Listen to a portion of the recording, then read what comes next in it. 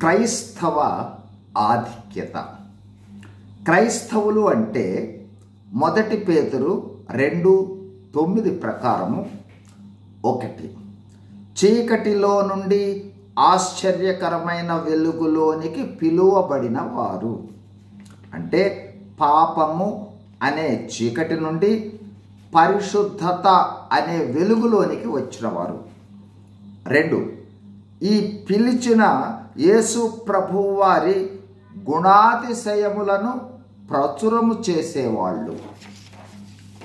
3, యేసు ప్రభువు యొక్క వంశములోనికి చేర్చబడిన వారు. 4, రాజులు. అంటే భౌతికమైన రాజులు అని అనుకోకండి. రాజసం అనేది ఒక గుణము.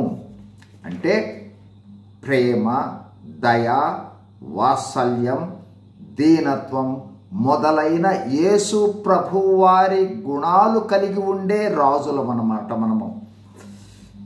మరియు రాజులు ఏలుబడి చేసేవాళ్ళుగా ఉంటారు.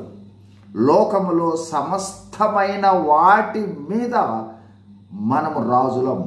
అంటే వాటన్నింటి మీద మనకు దేవుడు ఆధిక్యతనిచ్చాడు. అవన్నీ మన ఆధీనంలో ఉంటాయి. వాటి ఆధీనంలోనికి మనము వెళ్ళము అని అర్థం. 5, యాజకులు.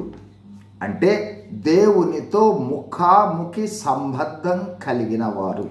అంటే దేవునితో సంభాషించేవారు. 6, పరిశుద్ధ జనము. అంటే పవిత్రమే పరమావధిగా కలిగిన వారు. 7, దేవుని సొత్తైన ప్రజలు. అంటే దేవుని భద్రతలో కాపుదలలో ఉన్నవారని అర్థము. ఎంత గొప్ప ఆధిక్యత క్రైస్తవులకు ఉన్నదో మనము గమనించగలము.